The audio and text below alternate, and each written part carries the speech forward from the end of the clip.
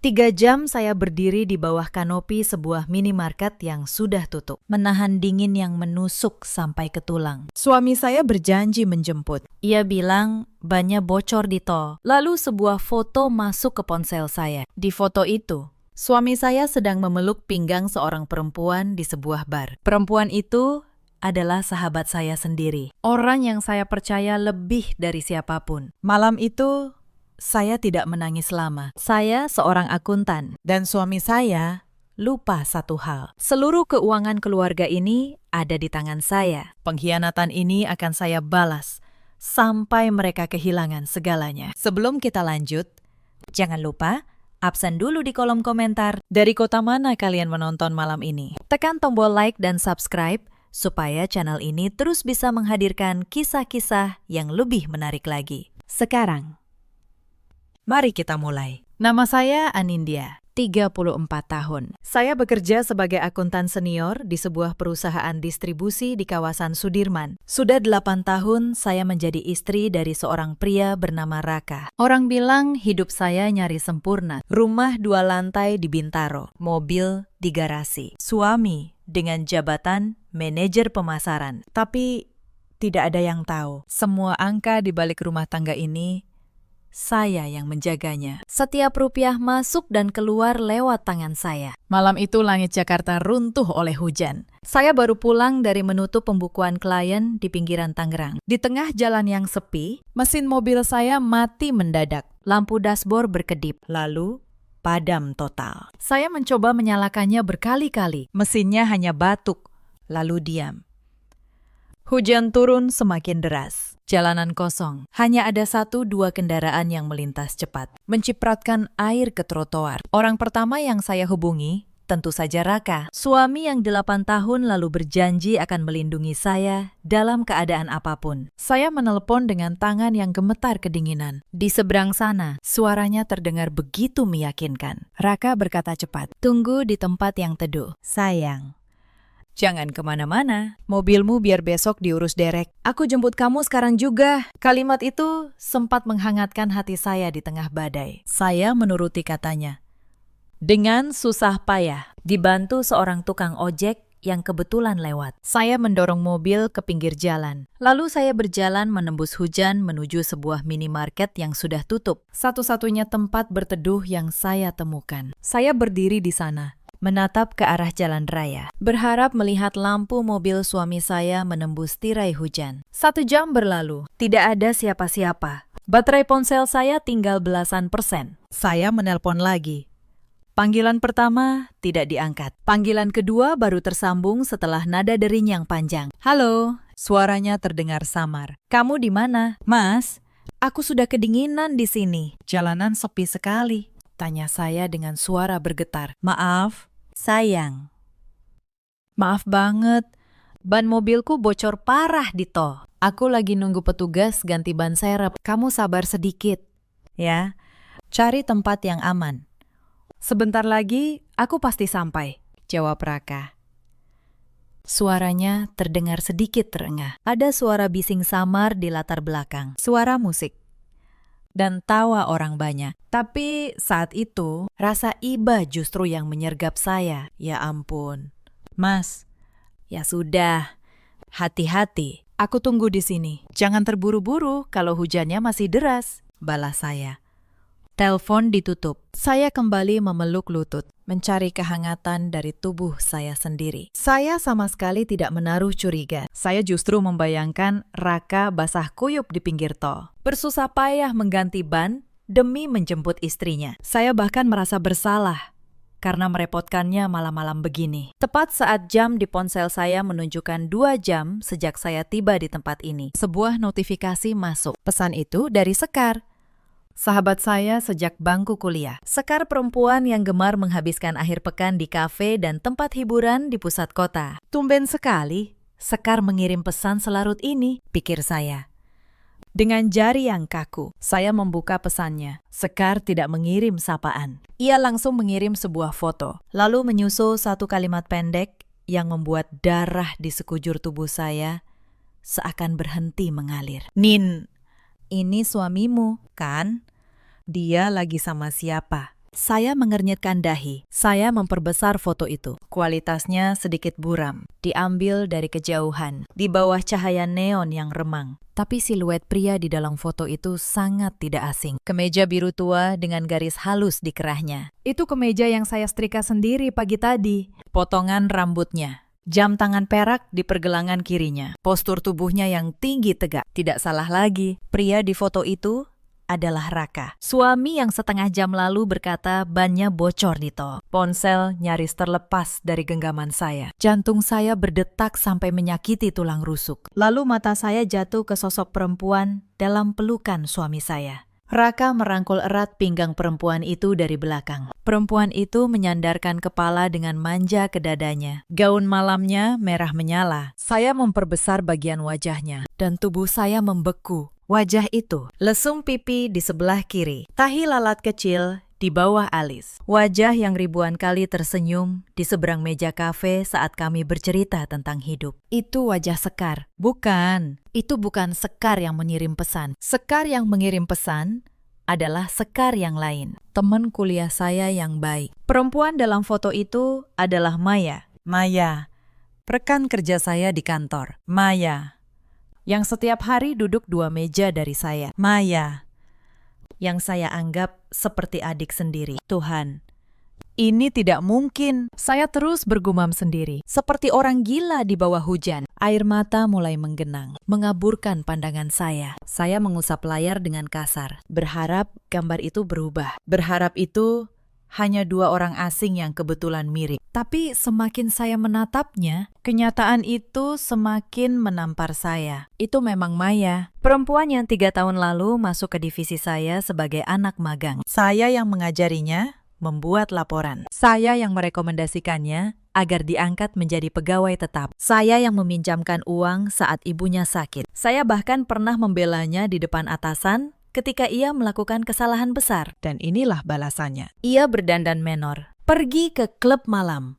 dan berada dalam pelukan suami saya. Sementara saya menggigil di pinggir jalan seperti orang bodoh selama 2 jam penuh. Rasa dingin yang menggigilkan, tubuh saya lenyap seketika. Terbakar oleh amarah yang luar biasa. Kepala saya terasa mau pecah. Kebohongan macam apa yang sedang mereka mainkan di belakang saya? Raka membiarkan saya kedinginan, menunggu seperti orang dungu. Sementara ia bersenang-senang menghamburkan uang bersama bawahan saya sendiri. Saya membalas pesan Sekar dengan tangan yang gemetar. Terima kasih, Sekar.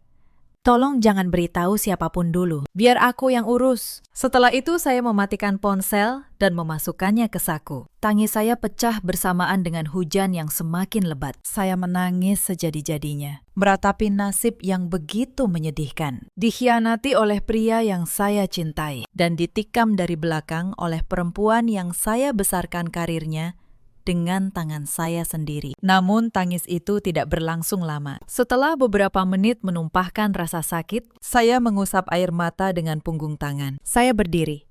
Hati saya kini telah mengerah seperti batu. Saya melambaikan tangan ke arah sebuah taksi yang melintas pelan di tengah hujan. Saya masuk dengan pakaian basah kuyup. Sopir sempat bertanya kemana tujuan saya. Dengan nada khawatir, melihat kondisi saya yang berantakan. Saya hanya menyebut alamat rumah dengan suara yang sangat dingin. Sepanjang perjalanan pulang, saya menatap kosong keluar jendela. Pikiran saya berpacu cepat, bukan lagi memikirkan bagaimana cara menangis, tapi memikirkan bagaimana cara membuat mereka membayar. Sesampai di rumah, saya tidak menyalakan lampu ruang tamu. Saya duduk di kegelapan, masih dengan pakaian basah, dan membiarkan tubuh saya menggigil. Tapi pikiran saya justru semakin jernih, dingin, tajam seperti pisau yang baru diasah. Saya membuka laptop.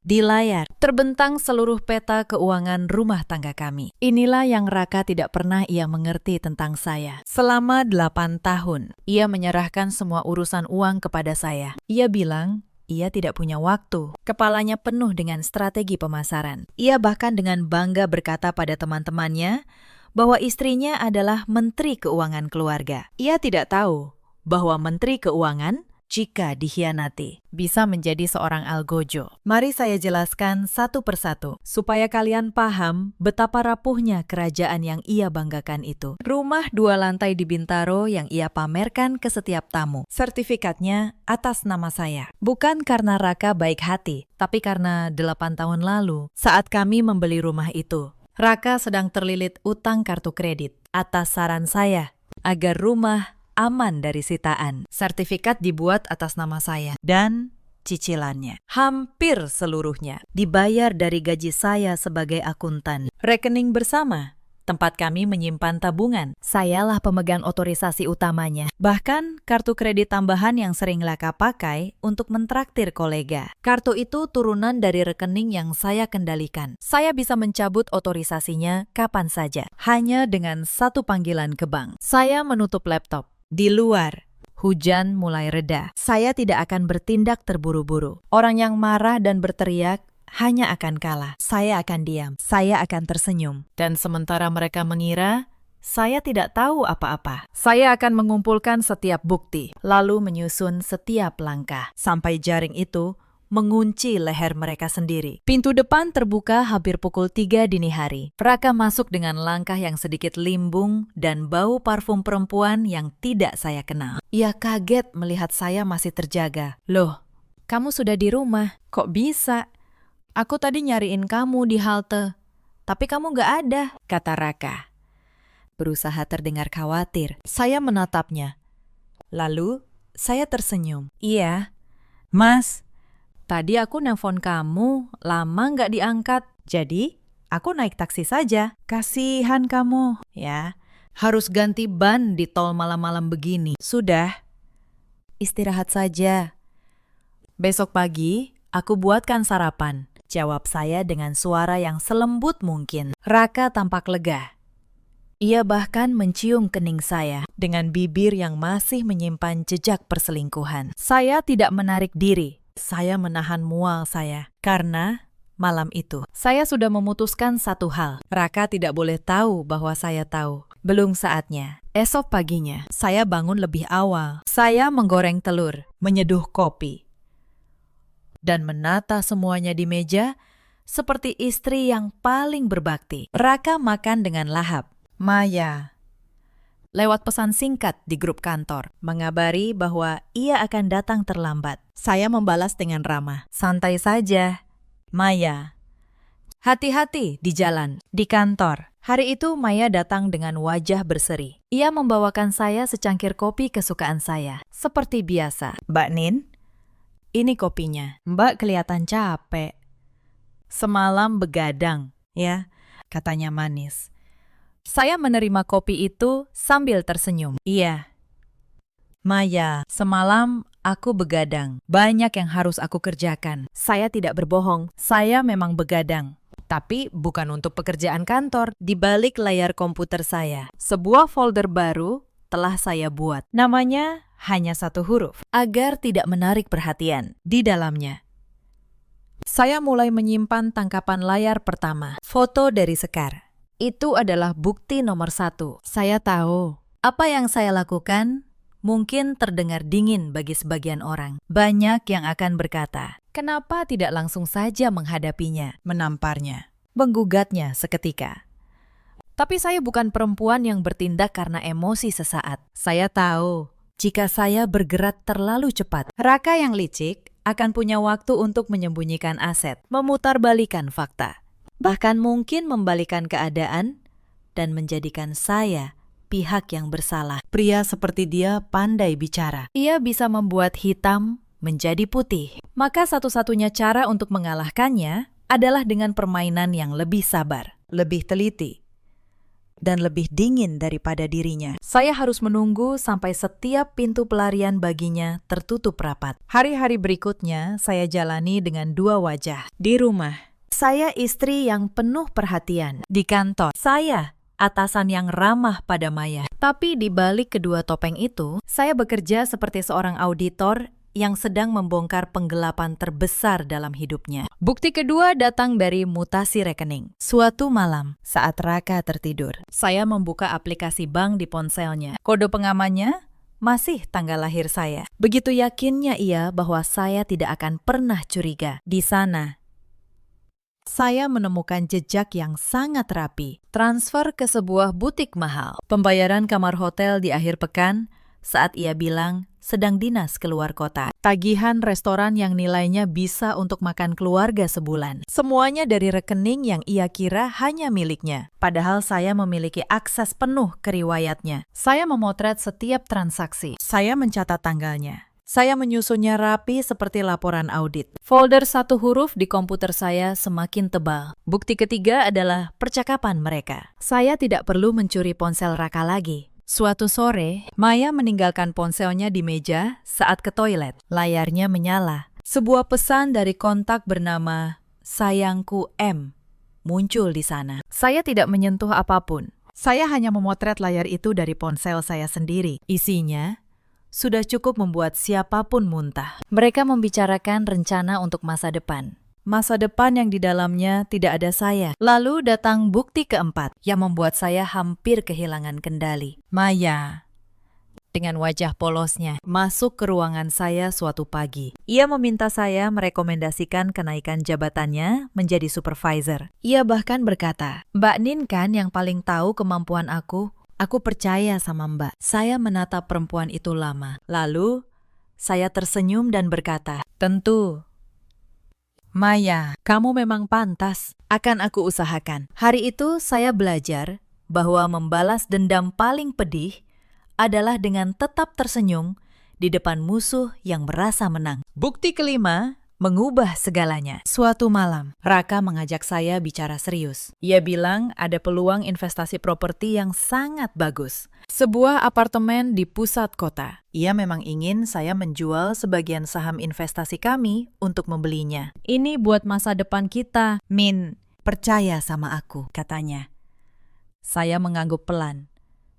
Tapi malam itu juga, saya tahu apa yang sebenarnya terjadi. Apartemen itu bukan untuk kami. Apartemen itu untuk Maya. Ia sedang berusaha memindahkan harta kami ke sarang barunya. Di depan mata saya sendiri. Saya tidak menolak. Saya berkata akan memikirkannya. Lalu, keesokan harinya, saya melakukan langkah pertama yang nyata. Saya mengambil cuti dan menemui seorang pengacara perceraian terbaik yang bisa saya bayar. Namanya Bularas. Saya membentangkan semua bukti di mejanya. Foto, mutasi rekening, tangkapan layar percakapan. Bularas menatap saya dan berkata, "Ibu sudah menyiapkan semuanya dengan sangat rapi. Dengan bukti seperti ini, posisi ibu sangat kuat. Tapi kita harus bergerak diam-diam sampai semuanya terkunci." Saya mengangguk. Diam-diam adalah keahlian saya. Bukti keenam datang tanpa saya cari di kantor.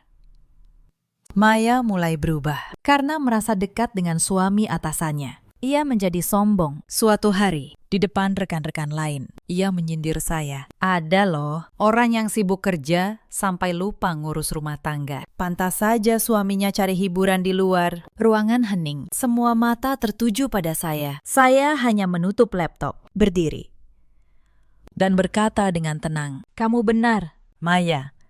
Suami memang bisa cari hiburan di luar, tapi rumah dan semua isinya selalu kembali kepada pemilik yang sah." Saya berjalan keluar tanpa menoleh. Maya tidak mengerti maksud kalimat saya, tapi ia akan mengerti sebentar lagi. Sementara mereka semakin lengah, saya bergerak semakin cepat setiap bulan. Dengan alasan diversifikasi investasi, saya memindahkan dana dari rekening bersama ke rekening pribadi yang Raka tidak ketahui keberadaannya. Saya melakukannya pelan-pelan, dalam jumlah yang tidak mencurigakan. Persis seperti cara seorang akuntan menyembunyikan angka di antara ribuan baris pembukuan. Saya tidak mencuri, saya hanya memindahkan apa yang memang sebagian besar berasal dari keringat saya sendiri ke tempat yang aman. Bukti ketujuh adalah yang paling menghancurkan. Suatu malam, saya pura-pura tidur. Raka keluar ke teras untuk menelpon. Saya mengikutinya diam-diam, berdiri di balik tirai, dengan ponsel di tangan,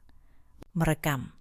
Suaranya jelas terdengar. "Sabar, Maya, sebentar lagi." Begitu apartemen itu beres, aku ceraikan Anindya. Dia perempuan bodoh yang gak tahu apa-apa soal uang. Semua aset gampang aku ambil. Dia cuma bisa ngitung, tapi gak bisa main strategi, kata Raka. Lalu tertawa kecil. Saya berdiri di balik tirai itu, dengan tangan yang sangat stabil memegang ponsel. Tidak ada lagi air mata, hanya ada satu kata di kepala saya. Terima kasih, Raka. Sudah merekam pengakuanmu sendiri. Rekaman itu menjadi bukti nomor 7, yang paling berharga dari semuanya. Lalu tibalah hari ulang tahun pernikahan kami yang ke-8. Pagi itu, Raka memberi saya sebuket bunga dan kotak perhiasan. Ia memeluk saya dan berkata, "Selamat ulang tahun pernikahan. Sayang, Terima kasih. Sudah jadi istri terbaik selama ini." saya tersenyum Dan menerima pelukannya. Saya tahu bunga itu hanyalah panggung. Beberapa jam sebelumnya, ia baru saja menelpon Maya, membahas tanggal pengajuan cerai. Bukti ke-8 terekam rapi di folder saya. Saya membalas pelukannya. Lalu saya berbisik, "Terima kasih, Mas. Hari ini akan jadi hari yang tidak akan pernah kamu lupakan." Ia mengira itu kalimat cinta. Padahal itu adalah aba-aba. Karena malam itu juga, semua jaring yang saya tenun selama berbulan-bulan akan saya tarik sekaligus. Saya juga menemui Sekar, sahabat yang mengirim foto malam itu. Kami bertemu di sebuah kafe yang jauh dari kantor, di sudut kota yang sepi. Sekar memeluk saya begitu melihat saya. Mata Niwan berkaca-kaca. "Nin, aku minta maaf harus jadi orang yang ngasih tahu kamu," katanya. Saya menggenggam tangannya. "Tidak, Sekar. Justru kamu menyelamatkan aku. Kalau bukan karena kamu, aku mungkin masih jadi perempuan bodoh yang menunggu di pinggir jalan." Sekar lalu menceritakan lebih banyak. Ternyata, malam itu bukan kali pertama ia melihat mereka. Sudah beberapa kali ia memergoki Raka dan Maya di tempat yang sama. Tapi ia ragu, takut salah orang. Sampai akhirnya malam itu ia yakin dan memberanikan diri mengirim foto. Sekar bahkan masih menyimpan beberapa foto lain dari malam-malam sebelumnya. Ia mengirimkan semuanya kepada saya. Bukti saya bertambah, semakin kuat, semakin tak terbantahkan. Pernah satu kali, saya hampir tertangkap basah. Suatu malam, saya sedang memotret layar ponsel Raka yang ia tinggalkan di meja saat mandi. Tiba-tiba pintu kamar mandi terbuka lebih cepat dari yang saya kira. Raka keluar dan melihat saya berdiri dekat mejanya. Jantung saya berhenti sesaat. Tapi saya seorang akuntan. Saya terbiasa tetap tenang saat angka-angka tidak sesuai. Saya mengangkat ponsel saya sendiri, bukan ponselnya, dan berkata santai, "Mas, aku baru sadar tagihan listrik bulan ini naik. Aku lagi cek aplikasi pembayaran." Raka mengangguk. Percaya begitu saja, lalu kembali sibuk dengan handuknya. Saya menghela napas pelan. Sedikit lagi, semuanya bisa runtuh sebelum waktunya. Sejak itu, saya semakin berhati-hati. Saya tidak pernah lagi gegabah. Saya juga diam-diam memindahkan dokumen-dokumen penting ke tempat yang aman. Sertifikat rumah, buku tabungan, polis asuransi, semua surat berharga. Saya pindahkan ke kotak penyimpanan di bank atas nama saya sendiri. Saya tidak ingin saat semuanya pecah nanti, Raka punya kesempatan untuk menyembunyikan atau merusak satu pun bukti kepemilikan. Setiap langkah saya perhitungkan seperti seorang ahli strategi yang menyusun langkah catur. Raka mengira ia sedang bermain. Padahal ia bahkan tidak tahu bahwa papan caturnya sudah lama berpindah ke tangan saya. Selama berminggu-minggu menjalani peran ganda itu, ada banyak malam ketika saya hampir tidak sanggup. Tidur di samping pria yang merencanakan kehancuran saya bukan hal yang mudah. Setiap kali ia memeluk saya dalam tidur, saya menahan diri untuk tidak bangkit dan pergi. Tapi saya mengingatkan diri sendiri. Jika saya marah sekarang, jika saya menangis dan berteriak, saya hanya akan menjadi istri yang dicampakkan, yang keluar dari rumah tanpa apa-apa. Kesabaran adalah harga yang harus saya bayar untuk keadilan yang sesungguhnya. Suatu hari, ibu mertua saya menelpon. Selama ini, hubungan kami cukup baik, meski ia tinggal jauh di kampung halaman di Jawa Tengah. Ia bertanya kabar, lalu berkata, "Min, jaga Raka baik-baik. Ya, Dia anak ibu satu-satunya. Ibu titip dia sama kamu. Saya menggenggam ponsel erat-erat. Saya ingin sekali berkata bahwa anaknya yang ia titipkan itu sedang menusuk saya dari belakang. Tapi saya hanya menjawab, "Iya, Bu, Anindya akan urus semuanya dengan baik. Ibu tidak perlu khawatir. Saya tidak berbohong. Saya memang akan mengurus semuanya. Hanya saja, tidak dengan cara yang ibu mertua saya bayangkan." Bukti-bukti terus saya kumpulkan dengan kesabaran seorang akuntan yang menelusuri setiap sen yang hilang. Saya menyimpan salinan rekening koran selama 6 bulan terakhir. Saya mencetak riwayat lokasi dari aplikasi yang masih tertaut di akun bersama kami, yang menunjukkan Raka berada di hotel saat ia bilang sedang di luar kota. Saya bahkan menyimpan struk-struk yang tanpa sadar ia tinggalkan di saku celana, yang setiap akhir pekan saya cuci. Restoran mahal, toko perhiasan, tiket bioskop untuk 2 orang. Di jam ketika saya sedang lembur di kantor, setiap potongan kecil itu, yang bagi orang lain mungkin tidak berarti, bagi saya adalah satu paku lagi untuk peti yang sedang saya siapkan. Saya menyusunnya berdasarkan tanggal, berdasarkan jenis. Persis seperti saya menyusun laporan keuangan tahunan. Rapi, teliti, tak terbantahkan. Yang paling menyakitkan adalah ketika saya harus terus berpura-pura di depan Maya. Setiap pagi ia membawakan kopi. Setiap pagi saya mengucapkan terima kasih. Suatu kali ia bahkan curhat pada saya tentang seorang pria yang katanya sangat mencintainya. Pria dewasa yang sudah mapan. Ia bertanya, apakah ia harus menerima cinta itu meski pria itu sudah beristri? Saya menatapnya, perempuan yang sedang menceritakan perselingkuhannya dengan suami saya kepada saya sendiri, tanpa ia tahu. Saya menjawab dengan tenang, "Maya, cinta yang dibangun di atas penderitaan orang lain tidak akan pernah berakhir bahagia. Cepat atau lambat, semuanya akan runtuh." Ia tertawa dan bilang, "Saya terlalu kuno." Saya hanya tersenyum. Saya tidak sedang menasihatinya. Saya sedang memberinya peringatan yang ia pilih untuk abaikan. Ada satu malam ketika saya hampir membatalkan semuanya. Malam itu, Raka pulang membawa oleh-oleh. Bersikap manis, menanyakan apakah saya lelah, memijat bahu saya. Untuk sesaat, hati kecil saya bertanya, mungkinkah ini semua salah paham? Mungkinkah saya keliru? Tapi lalu ponselnya berbunyi di meja dan layarnya menyala. Sebuah pesan dari Maya. "Mas, kapan kita ketemu lagi? Aku kangen." Tangan Raka cepat-cepat menyambar ponselnya. Wajahnya berubah sesaat. Lalu kembali tersenyum pada saya. "Cuma chat grup kantor." "Min," katanya. Malam itu, keraguan terakhir saya mati. Tidak ada lagi belas kasihan yang tersisa. Di sela-sela semua itu, ada satu hal kecil yang saya lakukan untuk diri saya sendiri. Diam-diam, saya mulai menabung di rekening rahasia. Bukan hanya untuk pengaman, tapi untuk sebuah mimpi. Sejak lama, saya ingin membuka usaha catering. Saya pandai memasak. Ibu saya dulu seorang juru masak di sebuah rumah makan, dan saya mewarisi tangannya. Tapi Raka selalu menertawakan keinginan itu. Maka diam-diam, saya mulai membeli peralatan dapur, mengikuti kelas memasak daring di malam hari saat Raka tidur, dan menyusun rencana bisnis di sela-sela laporan keuangan. Jika suatu hari saya keluar dari pernikahan ini, saya tidak ingin keluar dengan tangan kosong dan jiwa yang hancur. Saya ingin keluar dengan sebuah masa depan yang sudah saya siapkan sendiri. Setiap kali rasa sakit datang, setiap kali air mata hampir tumpah, saya mengalihkannya menjadi tenaga. Saya menulis menu.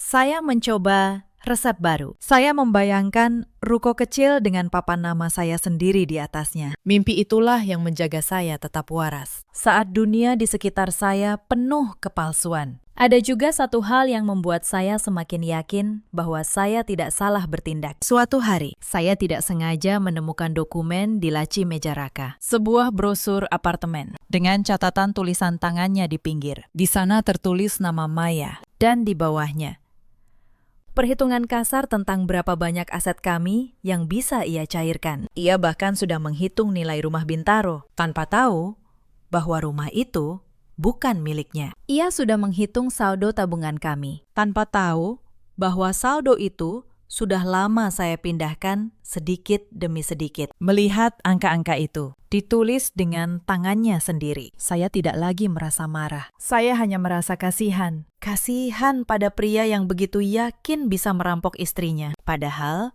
ia bahkan tidak tahu di mana letak berangkasnya. Saya menyalin brosur dan catatan itu, lalu mengembalikannya persis ke tempatnya. Bukti nomor sekian, yang menunjukkan niatnya bukan sekedar perselingkuhan, tapi rencana untuk menguras saya hingga kering. Di pengadilan nanti, niat itu akan sangat berarti. Hari pembalasan, saya pilih dengan cermat, bukan hari sembarangan. Akhir bulan, saat perusahaan tempat saya dan Maya bekerja mengadakan rapat besar tahunan, hari di mana seluruh direksi, manajer, dan staf berkumpul di ruang besar di lantai paling atas. Hari di mana Raka kebetulan diundang sebagai tamu mitra bisnis karena perusahaannya menjadi rekanan distribusi kami. Mereka semua akan hadir di satu ruangan. Raka, Maya, para atasan saya. Orang-orang yang selama ini menyaksikan Maya bersikap manis pada saya. Panggung yang sempurna. Tapi sebelum panggung itu, saya melakukan satu hal lebih dulu. Pagi sebelum rapat, saya berangkat ke bank.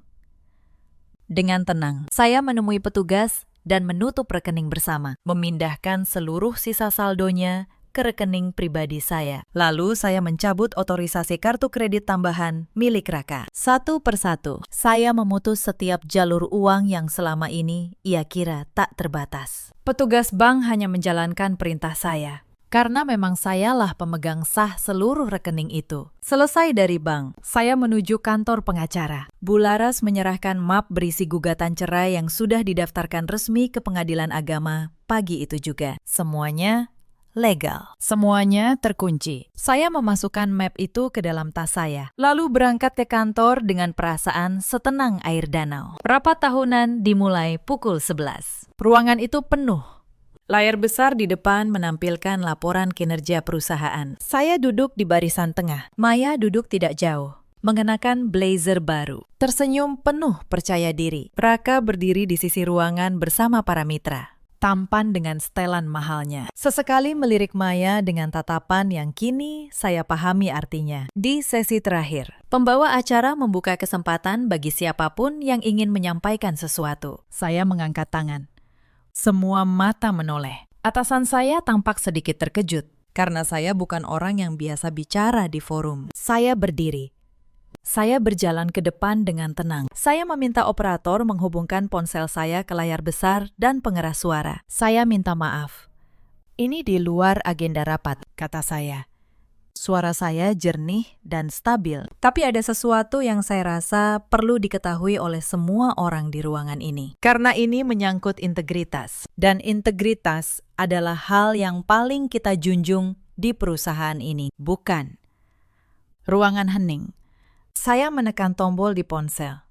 Sebuah rekaman suara terputar lewat pengeras suara, memenuhi seluruh ruangan. Suara Raka, jelas dan jernih, menggema.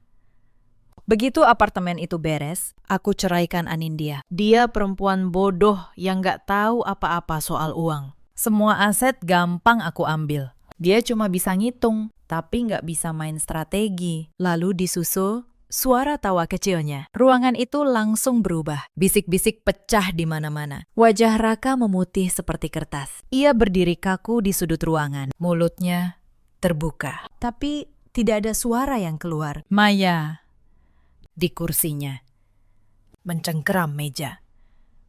Wajahnya yang tadi penuh percaya diri, kini pias. Saya menatap ke arah mereka berdua. Suara yang barusan kalian dengar, kata saya pelan, adalah suara suami saya, pria yang berdiri di sana itu. Dan perempuan yang ia maksud dengan masa depan barunya ada di ruangan ini juga. Duduk di antara kalian, tersenyum manis setiap hari, sambil membawakan saya kopi. Semua kepala menoleh ke arah Maya. Maya berdiri panik. Itu bohong. Mbak Nin memfitnah saya, teriaknya. Saya tidak menaikkan suara. Saya hanya menekan tombol berikutnya di ponsel. Di layar besar, muncul tangkapan layar percakapan mereka. Pesan dari kontak sayangku, M. Foto dari malam di bar itu. Raka memeluk pinggang Maya, satu persatu. Bukti itu terpampang di hadapan seluruh isi ruangan. Saya tidak pernah memfitnah. Maya, kata saya. Saya seorang akuntan. Saya tidak bekerja dengan perasaan. Saya bekerja dengan bukti. Dan semua yang ada di layar ini adalah bukti yang kalian buat sendiri. Tubuh Maya gemetar. Air mata mulai jatuh di pipinya, bukan air mata penyesalan, tapi air mata seseorang yang baru sadar bahwa segalanya telah runtuh. Atasan tertinggi di perusahaan yang duduk di barisan depan, berdiri dengan wajah keras. Maya, kamu ke ruangan saya setelah ini. Dan Anda, katanya menoleh ke Raka. Saya rasa kerjasama bisnis perusahaan Anda dengan kami perlu kami tinjau ulang. Saya berbalik menghadap Raka. Untuk pertama kalinya malam itu, saya melihat ke matanya tanpa rasa takut. Mas, kata saya. Mengeluarkan map dari tas saya dan meletakkannya di meja terdekat. Ini surat gugatan cerai yang sudah aku daftarkan ke pengadilan pagi tadi. Kamu bilang, aku perempuan bodoh yang gampang kamu ambil semua asetnya. Coba sekarang kamu cek rekening kita. Cek kartu kreditmu. Dengan tangan gemetar, Raka mengeluarkan ponselnya. Saya melihat wajahnya, membaca layar. Saya melihat warna terakhir tersisa di wajahnya menghilang. Rekening bersama. Saldo 0. Kartu kredit ditolak. Semuanya dalam satu pagi lenyap dari genggamannya. Anin, kamu apakan semua uang kita? Suaranya bergetar. Tidak ada uang kita. Mas, jawab saya tenang. Yang ada hanya uang yang sebagian besar aku hasilkan, yang aku simpan di tempat yang aman. Rumah di Bintaro yang sering kamu pamerkan itu, sertifikatnya atas nama aku. Cicilannya dari gajiku. Kamu tidak punya apa-apa di sana. Tidak pernah punya. Raka terjatuh ke kursi. Pria yang tadi berdiri dengan dada membusung, kini hanya seonggok tubuh yang kehilangan segalanya dalam hitungan menit. Di seberang ruangan, Maya ditarik keluar oleh petugas keamanan, terisak. Karir yang ia bangun dengan berdiri di pundak saya, hancur di tempat yang sama di mana ia dulu memohon kenaikan jabatan. Saya mengambil tas saya merapikan blazer saya. Lalu saya berjalan keluar dari ruangan itu dengan kepala tegak, melewati Raka yang tertunduk, melewati ratusan pasang mata yang menatap saya dengan campuran kekaguman dan kengerian. Di pintu, saya berhenti sebentar. Saya tidak menoleh. Saya hanya berkata cukup keras untuk didengar Raka. Selamat ulang tahun pernikahan, Mas. Aku sudah bilang, ini akan jadi hari yang tidak akan pernah kamu lupakan. Lalu, saya melangkah keluar. Pintu tertutup di belakang saya. Di tengah keheningan ruangan itu, salah satu rekan kerja saya, seorang perempuan bernama Dita, yang dulu sering Maya rendahkan, berdiri dan bertepuk tangan pelan. Lalu, satu persatu, beberapa orang lain ikut. Bukan tepuk tangan kemeriahan, tapi tepuk tangan penghormatan untuk seorang perempuan yang memilih membela dirinya dengan martabat, bukan dengan teriakan. Saya tidak menoleh pada mereka, tapi saya mendengarnya. Dan untuk pertama kalinya dalam berbulan-bulan, saya merasa tidak sendiri. Pak Hendra, Direktur Utama perusahaan, yang dikenal sangat menjaga integritas, berdiri perlahan dari kursinya. Wajahnya keras.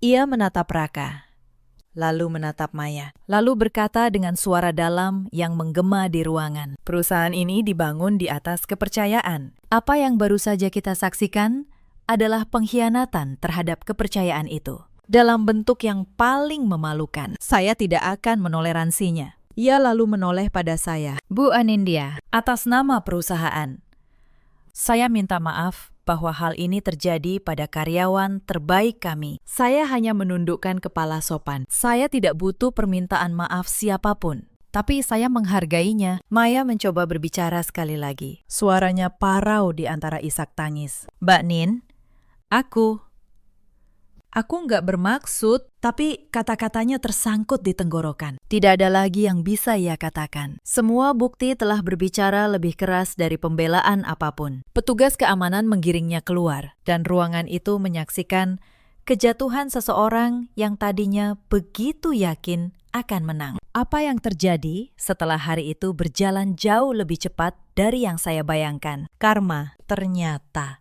tidak selalu menunggu bertahun-tahun. Kadang ia datang dalam hitungan hari. Maya dipecat keesokan harinya. Perusahaan tidak butuh banyak pertimbangan. Reputasinya hancur di depan seluruh divisi. Kabar tentang apa yang terjadi di ruang rapat menyebar ke seluruh kantor sebelum jam makan siang. Tidak ada satupun rekan yang membelanya. Perempuan yang dulu ia sindir, ia rendahkan, kini menjadi orang yang ia mohon belas kasihnya. Tapi belas kasih itu tidak pernah datang. Beberapa hari kemudian, Maya menunggu saya di tempat parkir. Riasannya luntur, matanya sembab.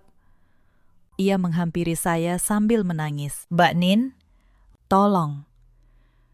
Aku salah. Aku hilaf. Tolong bantu aku, Mbak. Aku nggak punya kerjaan, aku nggak punya apa-apa lagi," isaknya. Mencoba menggenggam tangan saya. Saya menarik tangan saya pelan. Saya menatapnya tanpa amarah, juga tanpa belas kasih. "Maya," kata saya, 3 tahun lalu, aku yang mengajarimu segalanya. Aku yang membelamu saat kamu salah. Aku yang meminjamkan uang saat ibumu sakit. Dan kamu membalasnya dengan tidur bersama suamiku, lalu menyindirku di depan teman-teman. Sekarang kamu memintaku menolongmu lagi. Saya menghela napas. Kamu menabur apa yang sekarang kamu panen? Maya, itu bukan kekejaman aku, itu keadilan. Saya masuk ke mobil dan pergi. Di kaca spion, saya melihat Maya berlutut di aspal yang panas. Tapi hati saya tidak bergetar sedikit pun. Ada saatnya kebaikan harus berhenti, agar tidak menjadi makanan bagi orang-orang yang tidak tahu berterima kasih. Raka jatuh lebih dalam lagi, tanpa rekening yang bisa ia kuras, tanpa kartu kredit, tanpa rumah.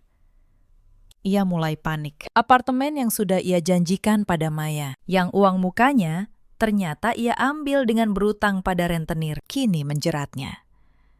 Ia mengira bisa melunasinya dengan menjual aset kami, tapi tidak ada aset yang menjadi miliknya. Semuanya, secara hukum, milik saya. Ia mulai menelponi saya puluhan kali sehari. Saya membiarkan ponsel berdering, sampai ia menyerah dan mengirim pesan suara. Suaranya, yang dulu selalu terdengar berwibawa, kini berubah menjadi rengekan seorang pecundang. "Amin, tolong angkat teleponnya, aku salah. Aku tahu aku salah. Tapi tolong, jangan biarkan aku begini. Aku terlilit utang. Rentenir mengejarku. Tolong kembalikan sebagian saja. Aku mohon." Begitu isi pesannya. Saya tidak membalas pesan itu. Saya hanya meneruskannya ke pengacara saya, Bularas, sebagai tambahan bukti untuk persidangan. Setiap rengekannya justru semakin memperkuat posisi saya di pengadilan. Di kantornya, skandal itu juga menghancurkan karirnya. Para mitra bisnis yang hadir di rapat tahunan menyaksikan sendiri keruntuhannya. Perusahaan tempat ia bekerja, yang citranya terganggu oleh skandal itu, memutuskan untuk memberhentikannya dari jabatan manajer dalam waktu kurang dari 2 minggu. Raka jatuh dari seorang manajer terhormat menjadi pengangguran yang dikejar utang ratusan juta. Proses perceraian kami berjalan sangat cepat dengan bukti yang begitu lengkap. Hakim tidak butuh waktu lama. Raka bahkan tidak hadir di beberapa sidang karena ia sibuk bersembunyi dari para penagih utang yang mulai meneror tempat tinggalnya. Rumah di Bintaro yang sertifikatnya atas nama saya dan cicilannya dari gaji saya resmi jatuh sepenuhnya ke tangan saya setelah hakim mengetuk palu. Saya memenangkan segalanya. Hak milik rumah, seluruh tabungan, dan yang paling penting, kebebasan saya. Beberapa minggu setelah perceraian resmi, ibu mertua saya menelpon untuk terakhir kalinya. Suaranya parau, seperti orang yang sudah lama menangis. "Nin," katanya pelan. "Ibu baru tahu semuanya. Ibu minta maaf atas perbuatan Raka. Ibu tidak menyangka anak ibu setega itu." Saya terdiam sejenak. Lalu, saya menjawab dengan tenang, "Ibu tidak perlu minta maaf. Bukan ibu yang salah. Anindya tidak pernah membenci ibu. Tapi Anindya juga tidak bisa kembali." Ibu mertua saya menangis di seberang sana. Ia bercerita bahwa Raka sempat datang ke kampung, meminta uang. Lalu pergi lagi, saat tahu tidak ada lagi yang bisa diperasnya. Bahkan ibunya sendiri kini ia tinggalkan. Saya menutup telepon itu dengan perasaan yang aneh. Bukan kemenangan, bukan pula kesedihan. Hanya sebuah ketenangan. Seperti seseorang yang akhirnya berhasil menutup pintu sebuah ruangan gelap dan tidak akan pernah membukanya lagi. 3 bulan telah berlalu sejak malam hujan yang mengubah seluruh hidup saya itu. Hari ini, saya berdiri di depan cermin besar di kamar apartemen baru saya yang bernuansa putih bersih. Saya mengenakan setelan kerja yang elegan. Rambut saya disisir rapi. Wajah saya terlihat jauh lebih muda dan segar dibanding saat saya masih terjebak dalam pernikahan beracun itu. Tidak ada lagi lingkaran hitam di bawah mata. Tidak ada lagi bahu yang membungkuk menanggung beban pengkhianatan. Saya memutuskan untuk tidak kembali ke rumah di Bintaro. Dinding-dindingnya menyimpan terlalu banyak kenangan kotor. Saya menjualnya dengan harga yang sangat baik. Sebagian uangnya saya gunakan untuk membeli apartemen ini dan sebuah ruko kecil di pusat kota. Ya, saya akhirnya membuka usaha catering yang selama ini selalu saya impikan. Dulu, Raka selalu melarangnya. Ia bilang istri seorang manajer tidak pantas berjualan makanan. Ia bilang itu memalukan. Sekarang, di ruko kecil saya itu, pesanan mulai berdatangan. Saya memasak dengan tangan saya sendiri, mengelola keuangannya dengan keahlian yang sama yang dulu saya pakai untuk menghancurkan kerajaan Raka. Untuk pertama kalinya dalam bertahun-tahun, saya bangun di pagi hari dengan perasaan ingin hidup. Bukan sekedar bertahan. Saya juga berhenti dari kantor lama. Bukan karena malu, tapi karena saya tidak lagi membutuhkannya. Atasan saya bahkan sempat menawarkan kenaikan jabatan. Tapi saya sudah memilih jalan saya sendiri. Jalan yang sepenuhnya milik saya. Pagi ini, saat saya bersiap berangkat ke ruko, sebuah notifikasi berita lokal muncul di layar ponsel saya. Judulnya membuat langkah saya terhenti sejenak. Seorang pria parubaya ditemukan babak belur, diduga dianiaya penagih utang di sebuah rumah kontrakan kumuh di pinggiran kota. Ada foto kecil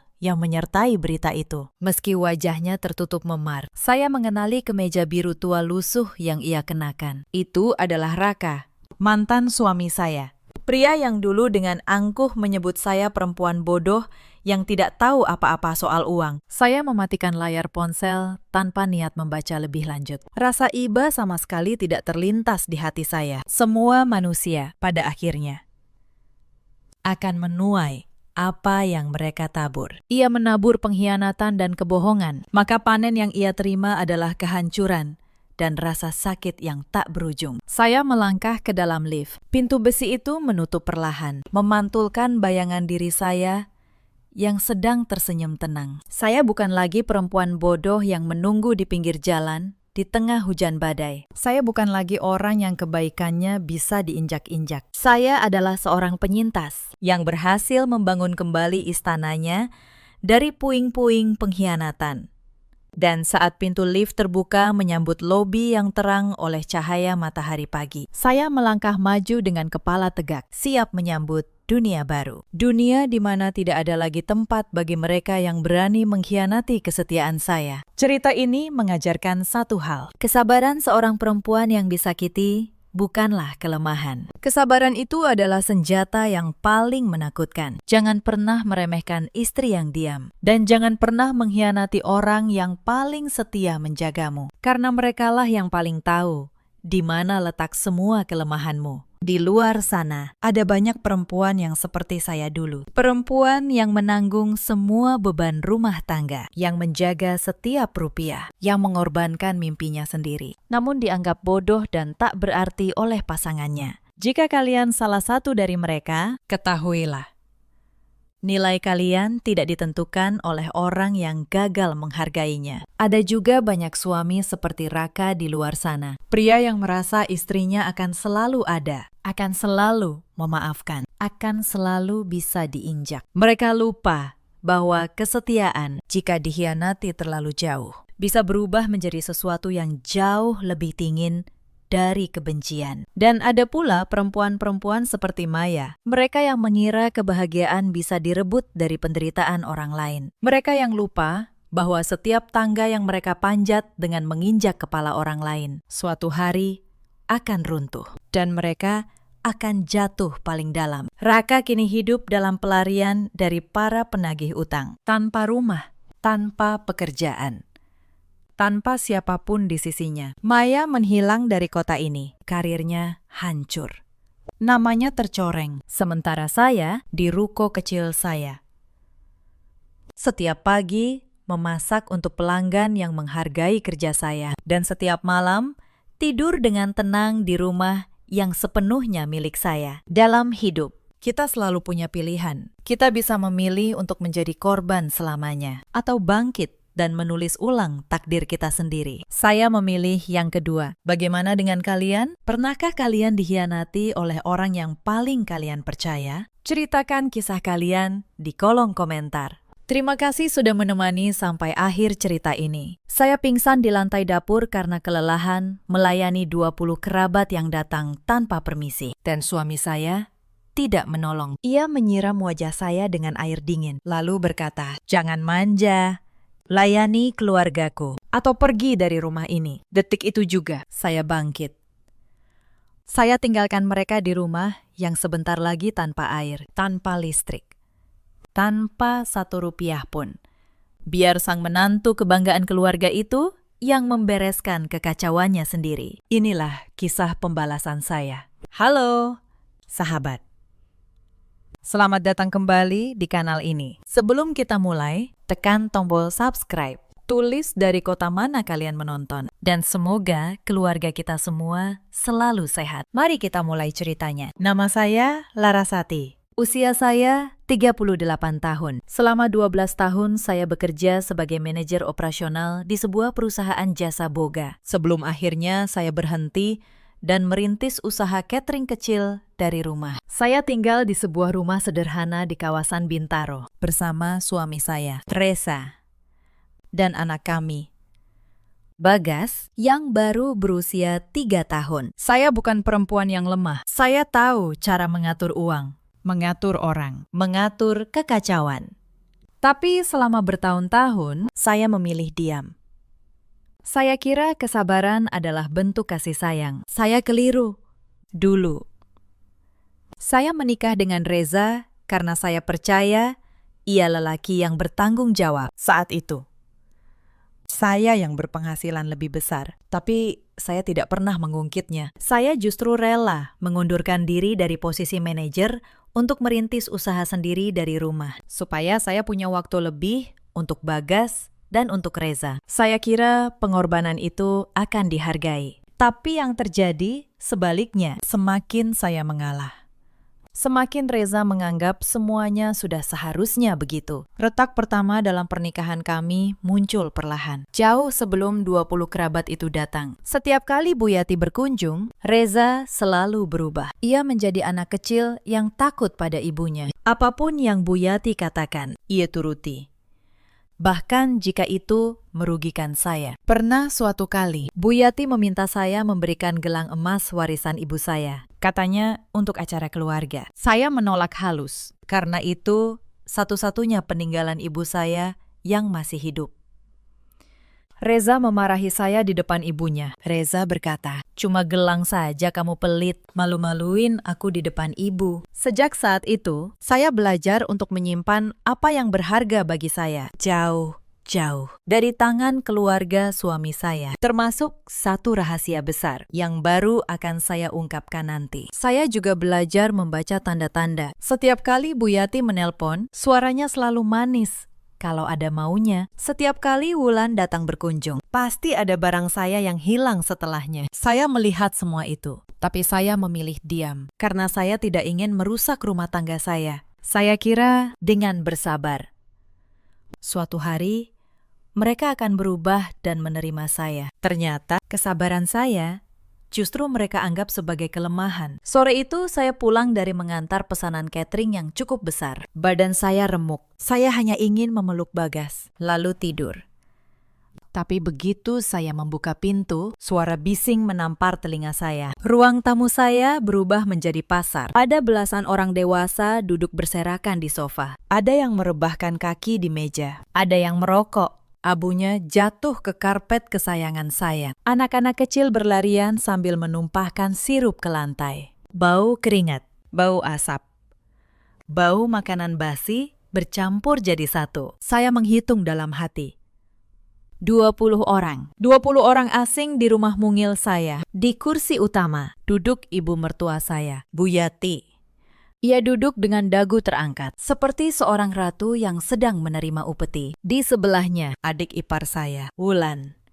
Sibuk memoles kuku sambil memerintah seorang anak mengambilkan es. Bu Yati adalah perempuan berusia 60 tahun yang selalu merasa dirinya yang paling berkuasa. Sejak saya menikah dengan Reza, ia tidak pernah benar-benar menerima saya. Di matanya, saya hanyalah perempuan yang beruntung bisa menikahi anaknya yang ia anggap sempurna. Wulan, adik Reza, sama saja.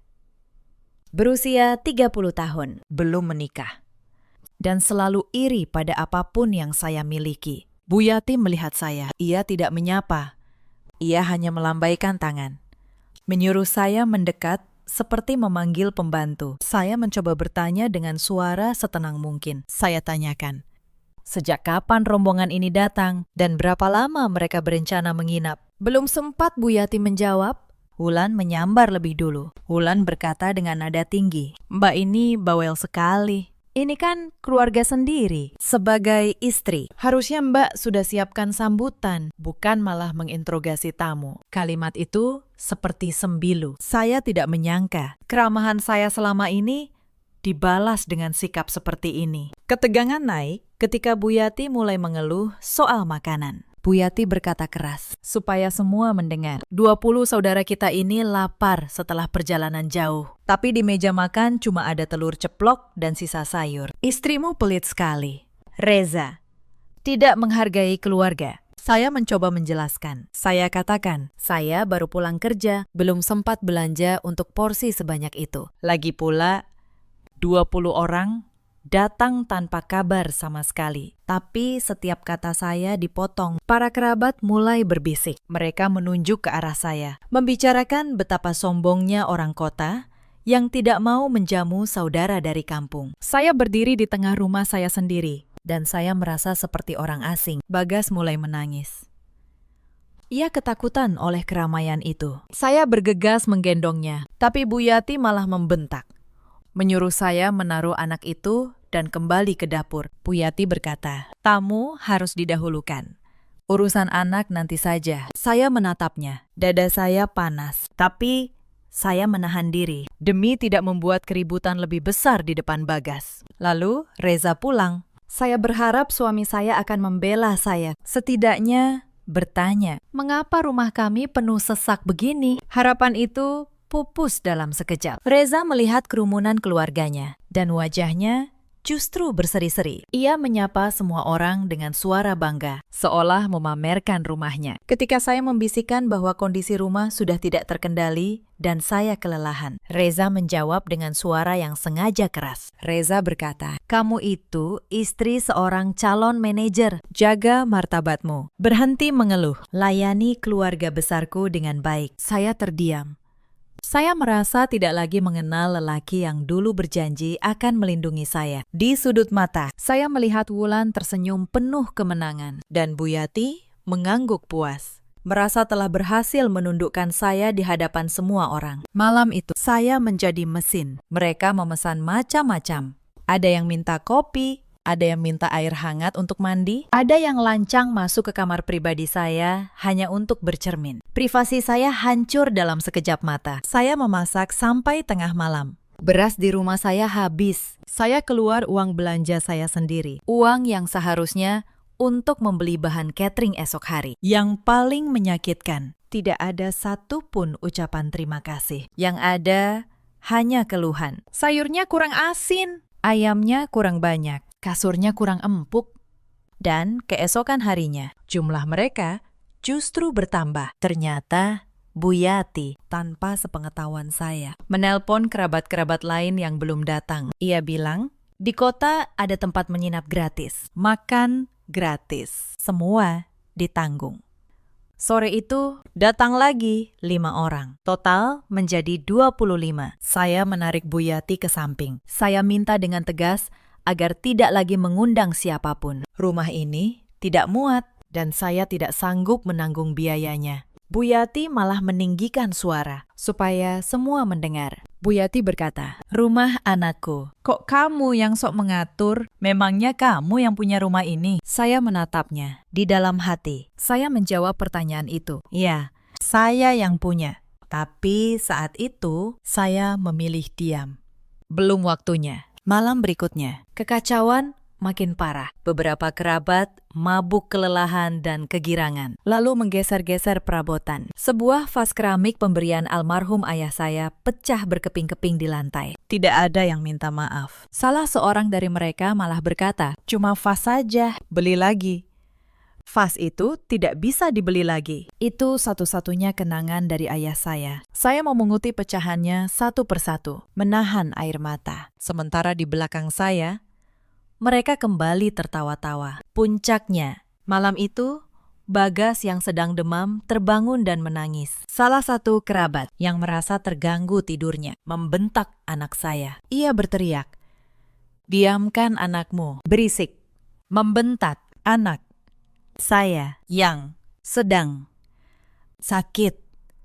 Saya menggendong Bagas, membawanya ke kamar, dan saya kunci pintu. Di dalam, saya peluk anak saya erat-erat. Saya bisikan, "Semuanya akan baik-baik saja. Sebentar lagi, Ibu janji." Malam itu saya tahu, waktunya hampir tiba. Saya menatap Reza yang tertawa-tawa bersama kerabatnya, tanpa peduli pada istri dan anaknya yang terabaikan. Saat itulah, di dalam dada saya, sesuatu mulai retak. Bukan hati saya yang patah, tapi kesabaran saya yang akhirnya habis. Saya teringat sesuatu, sebuah fakta yang selama ini saya simpan diam-diam. Dan untuk pertama kalinya malam itu, saya tersenyum kecil di dapur yang gelap. Tapi sebelum saya sempat memejamkan mata, ada satu hal lagi yang membuat dada saya sesak. Di sudut dapur, saya melihat tumpukan bahan catering pesanan besok. Daging, ayam, sayuran.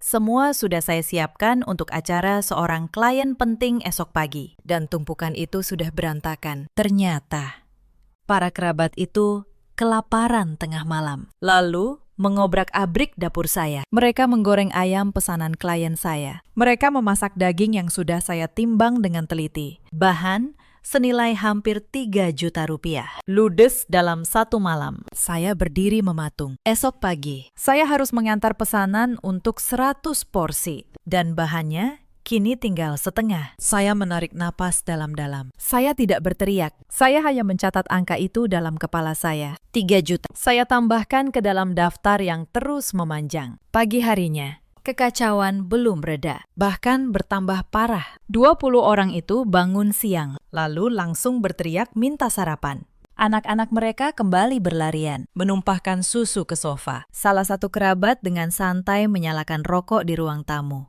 Persis di samping Bagas yang sedang bermain. Saya menegur dengan halus. Saya minta tolong agar tidak merokok di dekat anak kecil. Bukannya minta maaf, lelaki itu malah tertawa. Ia berkata, "Anak kecil harus dilatih biar kuat, jangan dimanja." Bu Yati ikut menimpali. Bu Yati berkata, "Betul, anakmu itu terlalu cengeng, laras."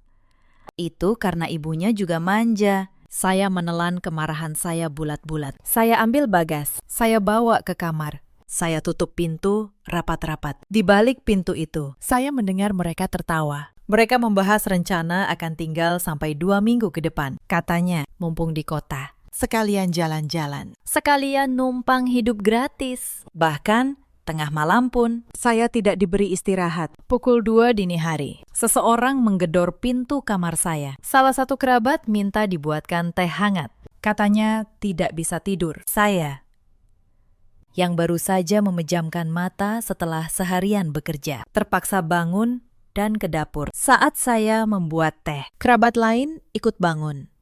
Minta dibuatkan mie, lalu yang lain minta kopi. Dalam sekejap, Dapur saya kembali ramai tengah malam, dan saya berdiri di sana, melayani orang-orang yang bahkan tidak tahu nama saya. Sementara suami saya tidur nyenyak di kamar. Saya menatap pantulan wajah saya di jendela dapur yang gelap. Wajah seorang perempuan yang lelah, yang kehilangan dirinya sendiri. Dan saya bertanya pada diri saya, sampai kapan saya akan membiarkan ini terjadi? 2 minggu, 20 orang. Di rumah sekecil ini. Tapi pukulan paling menyakitkan datang siang itu. Bagas tiba-tiba demam tinggi. Tubuhnya panas. Matanya sayu.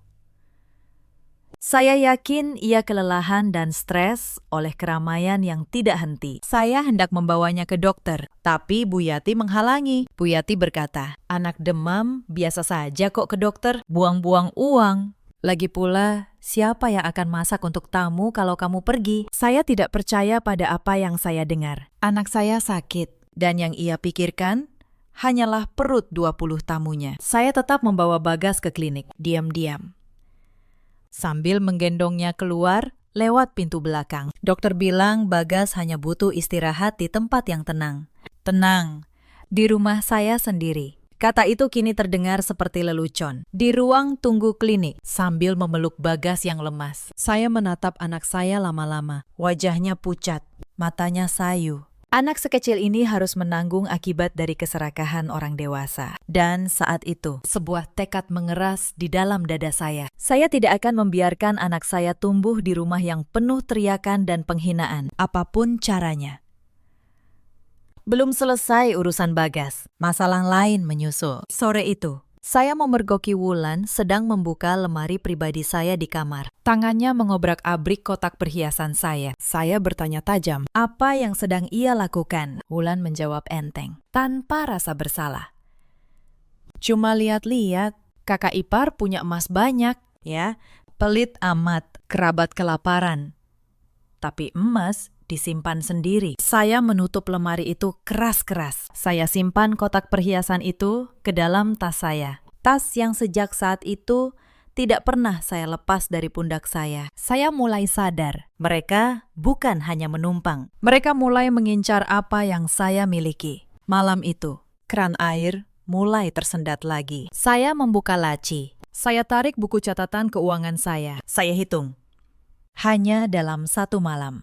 Biaya makan, listrik, dan air sudah membengkak hampir 5 juta rupiah. Ditambah bahan catering yang ludes. Ditambah biaya klinik Bagas. Kalau dilanjutkan 2 minggu, angkanya bisa menembus puluhan juta. Dan tidak ada satupun dari mereka yang berniat menyumbang sepeser pun. 20 orang memakai air tanpa henti, mencuci, mandi berkali-kali. Sampai pompa air kewalahan, Bu Yati langsung menyalahkan saya. Bu Yati berkata, air saja nggak becus kamu urus. Bagaimana mau jadi istri yang baik? Saya hanya diam.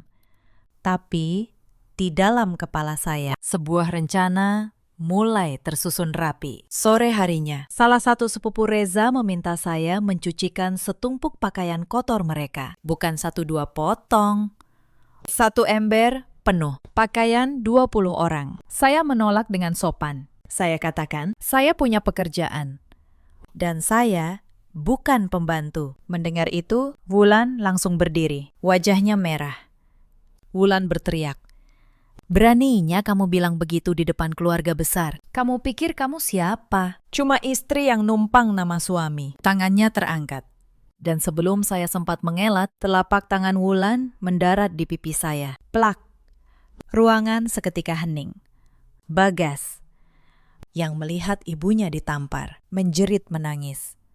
Saya memegang pipi saya yang panas. Saya menatap Wulan.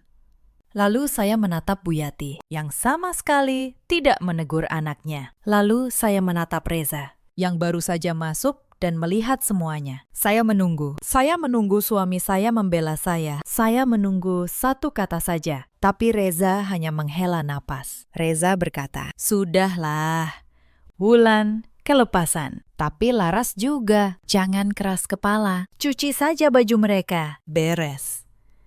Dunia saya runtuh saat itu juga. Bukan karena tamparan.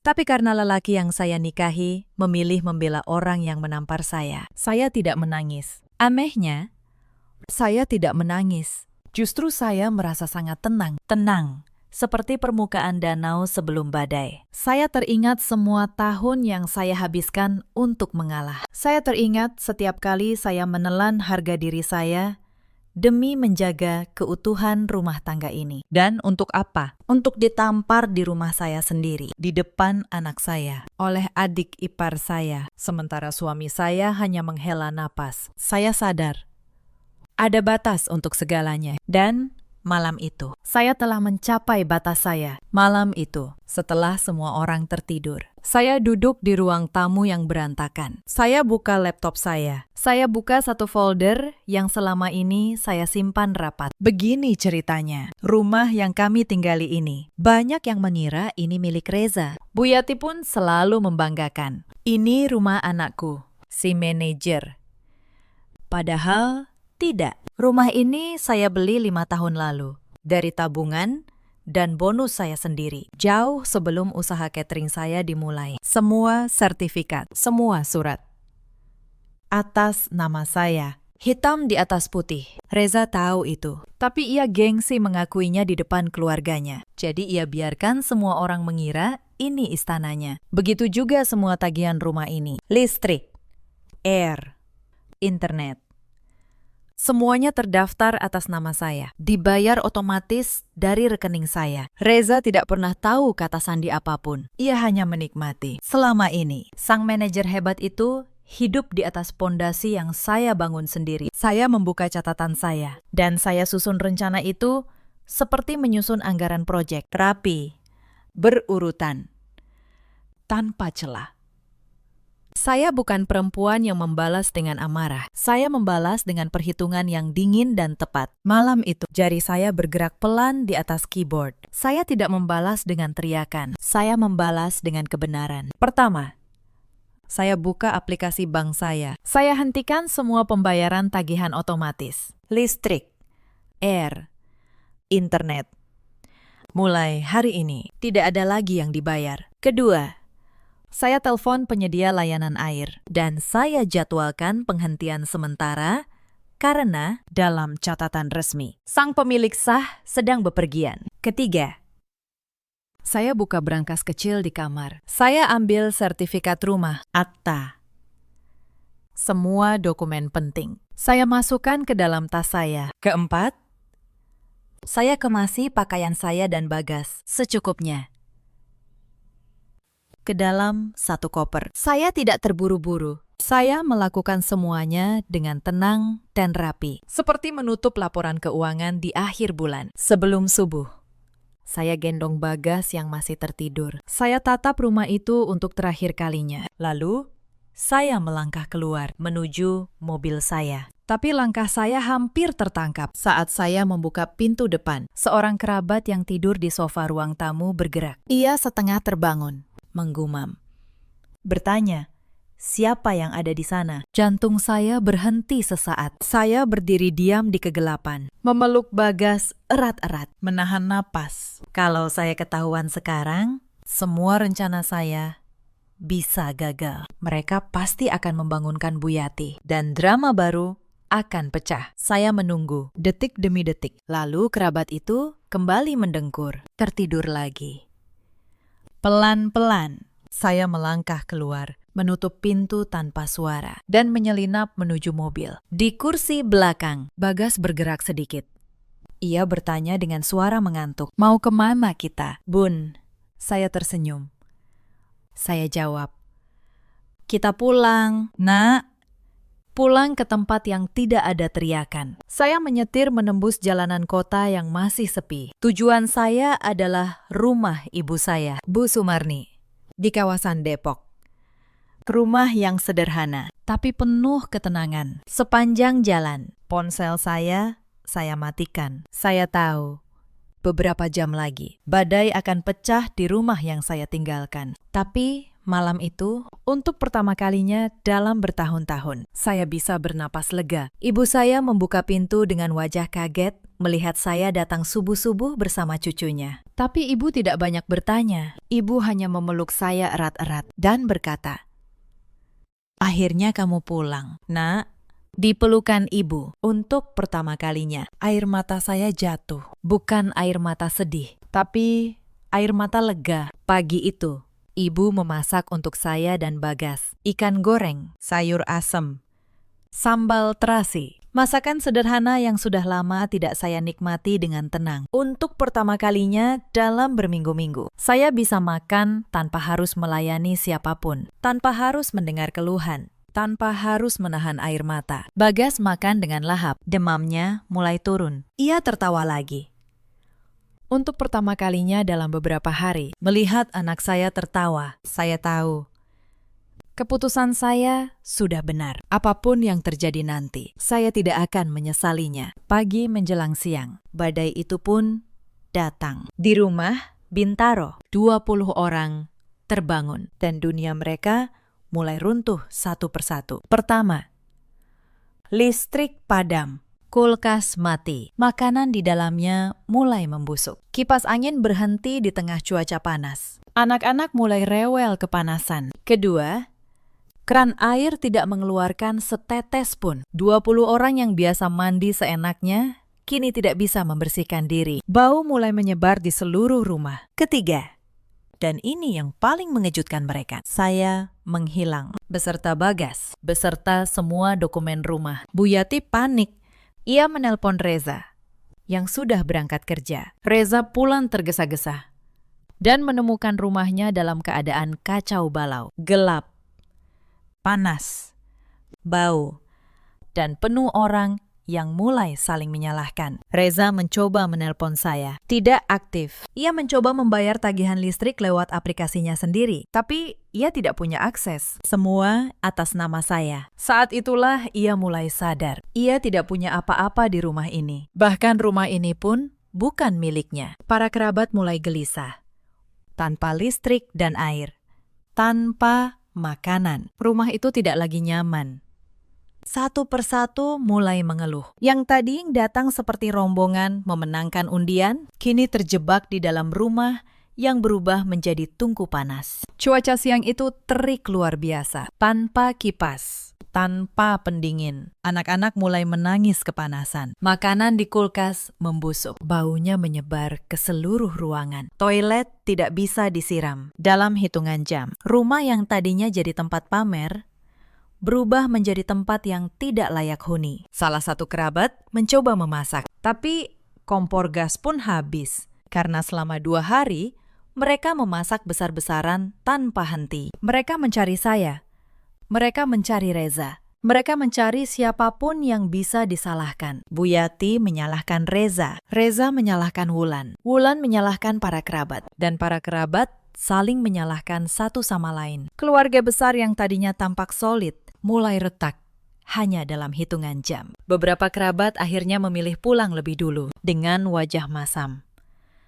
Mereka pergi sambil menggerutu, mengatakan bahwa keluarga Reza tidak tahu cara memuliakan tamu. Padahal merekalah tamu yang datang tanpa diundang, makan tanpa tahu diri, dan pergi tanpa terima kasih. Siang itu datang lagi pukulan baru. Seorang petugas dari perusahaan air datang dan secara resmi menyegel pipa utama karena dalam sistem pemilik sah rumah telah meminta penghentian layanan. Tak lama datang surat tagihan menumpuk. Tagihan warung makan yang dipakai 20 orang untuk berutang selama 2 hari. Tagihan listrik yang menunggak. Semuanya kini menjadi tanggung jawab orang-orang yang masih ada di rumah itu. Reza duduk di tengah ruang tamu yang gelap, memegangi kepalanya. Untuk pertama kalinya, ia merasakan beban yang selama ini saya tanggung sendirian. 3 hari kemudian, Reza berhasil melacak keberadaan saya melalui ibu saya. Ia datang ke Depok, mengetuk pintu. Dengan wajah lelah dan pakaian yang sudah tidak rapi. Saya membuka pintu. Saya menatapnya tenang. Reza langsung bicara cepat. Ia minta saya pulang. Ia bilang, rumah berantakan. Semua kacau. Anak-anak rewel. Ibunya sakit kepala. Ia butuh saya untuk membereskan semuanya. Perhatikan, ia tidak meminta maaf. Ia tidak menanyakan kabar Bagas. Ia hanya butuh seseorang untuk membereskan kekacauan yang ia ciptakan sendiri. Saya menjawab dengan suara datar. Saya katakan, rumah itu atas nama saya. Mas, Semua surat ada pada saya. Selama ini, saya yang membayar semuanya. Kalau Mas ingin rumah itu kembali punya air dan listrik, ada syaratnya. Wajah Reza berubah. Ia tidak menyangka saya tahu semua kartunya. Saya melanjutkan. Saya katakan, syarat saya hanya satu. 20 kerabat itu harus pergi hari ini juga. Dan saya ingin kita bicara baik-baik soal masa depan. Dengan kepala dingin.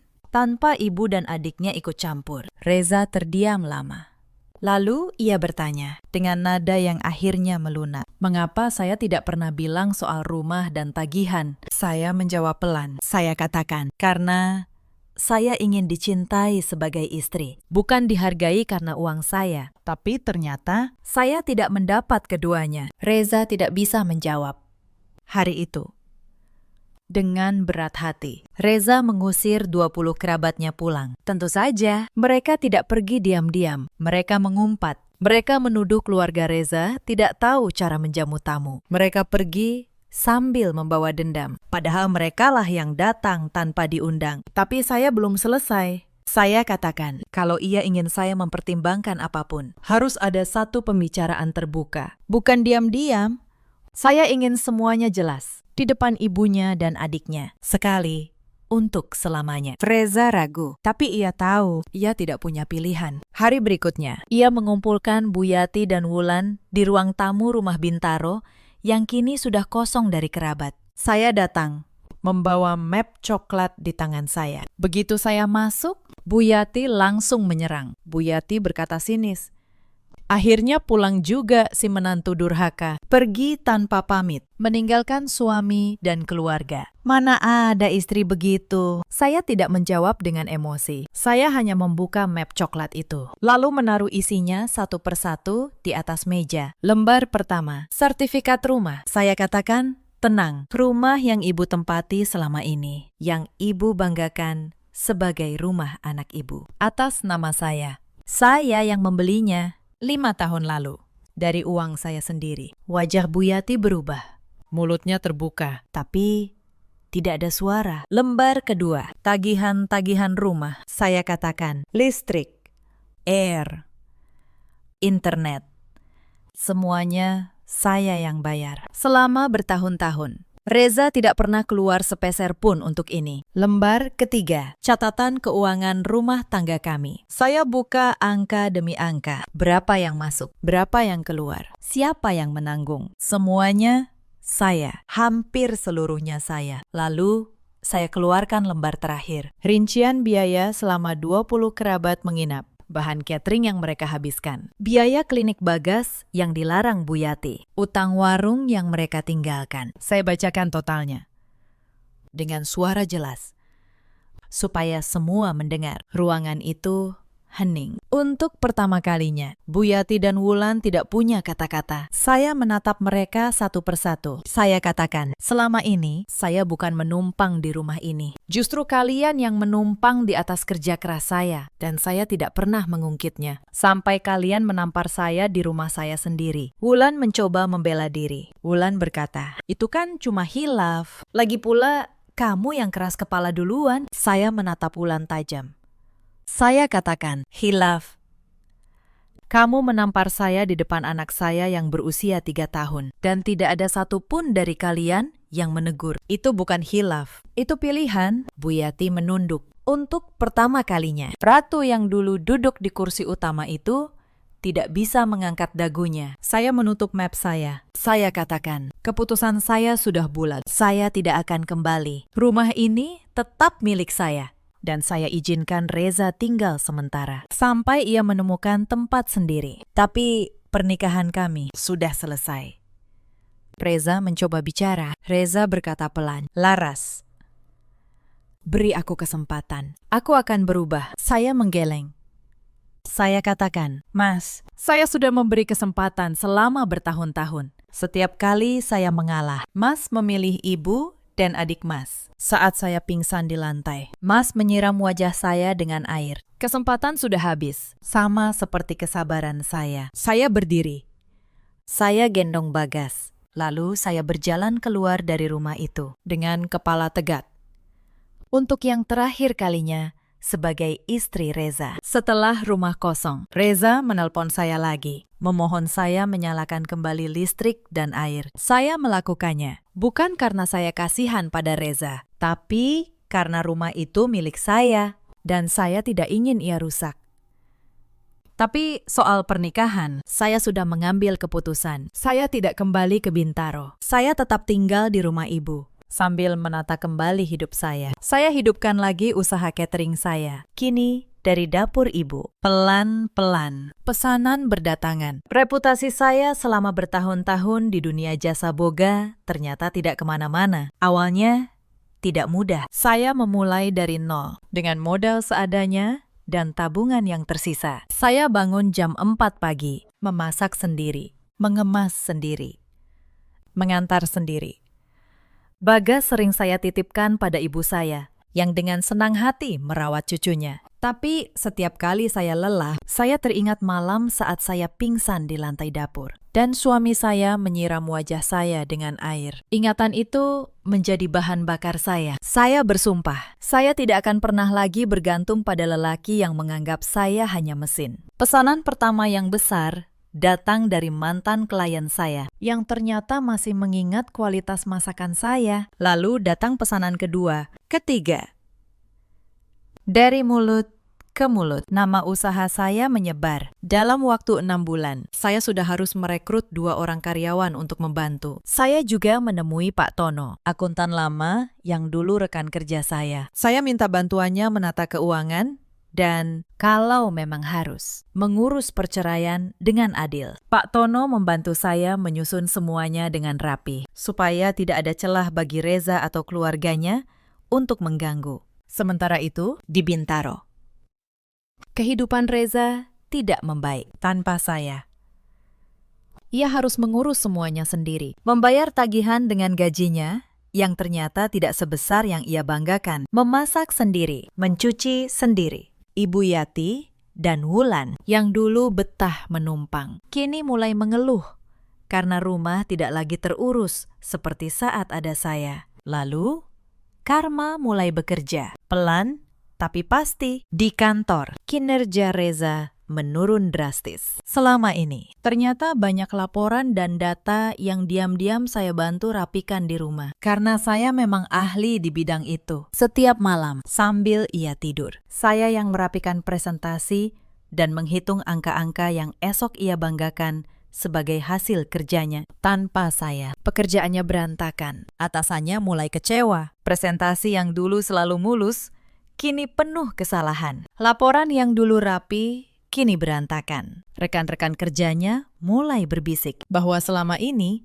Reza ternyata tidak sehebat yang ia tunjukkan. Klien-klien penting yang dulu ia tangani satu persatu pindah ke tangan orang lain. Beberapa bulan kemudian, jabatan yang selalu ia banggakan itu dicabut. Reza diturunkan menjadi staf biasa. Mobil dinasnya ditarik. Tunjangannya hilang. Ruang kerjanya yang nyaman diganti meja kecil di pojok ruangan. Lelaki yang dulu menyuruh saya menjaga martabat sebagai istri manajer, kini bahkan bukan manajer lagi. Ia harus naik angkutan umum setiap hari, dengan pakaian yang tidak lagi serapi dulu. Setiap kali ia melihat mejanya yang kosong, tanpa bantuan data dari saya, penyesalannya semakin dalam. Bu Yati pun tidak luput.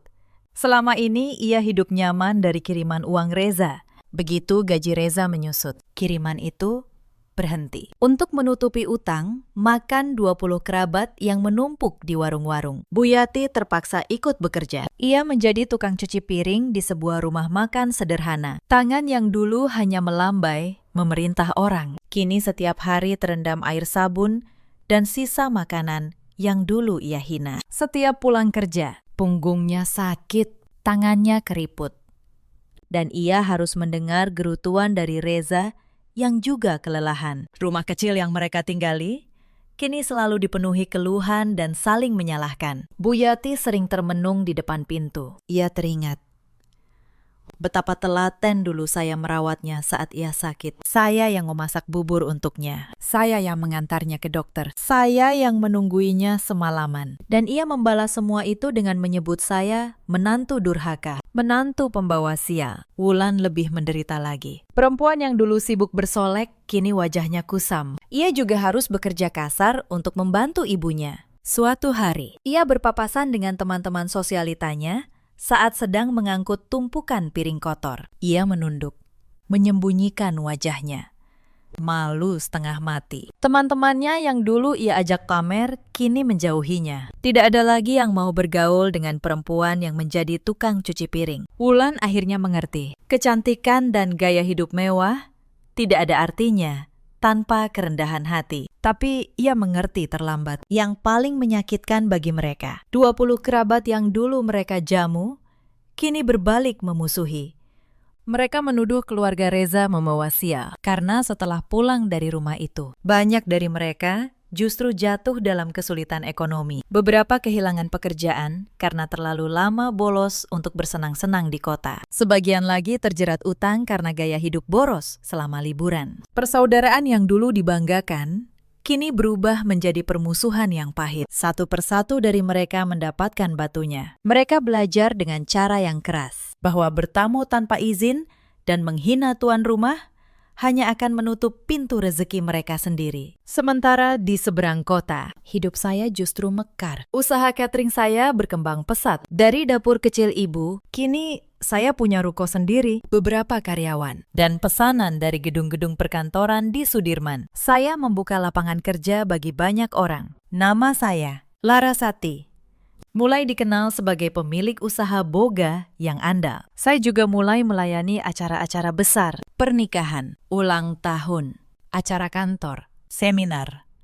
Pesanan datang dari mana-mana. Saya yang dulu disebut istri pelit, kini justru dikenal sebagai perempuan yang murah hati pada karyawannya. Saya memberi gaji yang layak. Saya hargai kerja keras mereka. Persis kebalikan dari cara saya dulu diperlakukan. Yang paling membahagiakan, Bagas tumbuh sehat dan ceria. Di rumah nenek Sumarni yang tenang, ia kembali menjadi anak yang banyak tertawa. Tidak ada lagi keramaian yang menakutkannya. Tidak ada lagi orang dewasa yang membentaknya. Ia tidur nyenyak setiap malam, dan itu sudah lebih dari cukup bagi saya. Pada ulang tahunnya yang keempat, saya rayakan dengan sederhana di rumah ibu. Hanya kami bertiga, ditambah beberapa karyawan saya yang sudah seperti keluarga. Bagas meniup lilin dengan wajah berseri-seri. Melihat senyum itu, saya tahu semua perjuangan saya tidak sia-sia. Inilah kebahagiaan yang sesungguhnya. Kebahagiaan yang tidak bisa diberikan oleh rumah mewah atau gengsi semu. Suatu sore, takdir mempertemukan kami lagi. Saya sedang turun dari mobil di depan ruko usaha saya, mengenakan pakaian rapi, menggandeng Bagas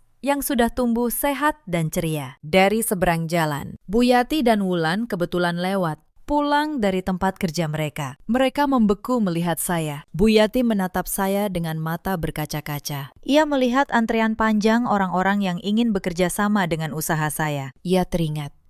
Dulu ia menyebut saya istri pelit, istri pembawa sial. Padahal kenyataannya, sayalah sumber keberuntungan yang ia sia-siakan dengan tangannya sendiri. Buyati hendak mendekat. Mungkin ingin meminta maaf. Mungkin ingin meminta bantuan, setidaknya uang untuk membayar tunggakan listrik mereka. Tapi langkahnya berhenti. Ia merasa terlalu kecil, terlalu malu.